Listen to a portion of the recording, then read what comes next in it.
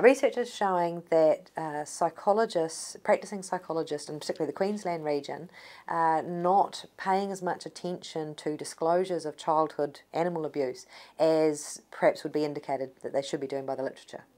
A lot of it's to do with the way in which psychologists diagnose issues and the structure that psychologists have for diagnosing issues. Childhood animal abuse or engaging in animal abuse is currently only included within a very serious diagnosis of conduct disorder. So if a child, say, is presenting with not all of those sort of cluster of symptoms, then psychologists have a tendency to overlook it because it's not part of any of the other diagnoses. Well, I mean, the sensationalist idea is that, Timmy kills a kitten, goes on and becomes a serial murderer later on. And the research just doesn't support that. It's a lot more generalised. It's a more of an idea of a red flag, a warning sign for other emotional disturbances. So if we've got a child engaging in deliberate animal cruelty, it doesn't necessarily mean he or she is going to become a psychopath. But what it does indicate is that there might be something going on in their family, or there might be something going on for that child in their school life. It's an indicator that something's not quite right.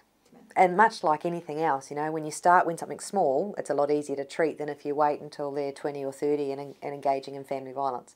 So it's much better if we can work with these children now, and when they're young, we can work on empathy deficits, we can work on, other emotional disturbances, and hopefully stop any kind of progression into further violence.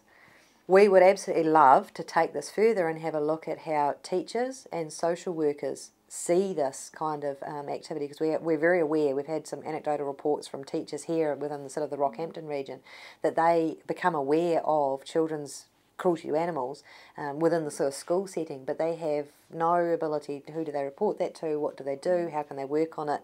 What kind of resources can they put into place to try and support that child? And at the moment there's nothing. So we would ideally like to take this and roll it out and do the same kind of questionnaire and looking at for teachers and for social workers.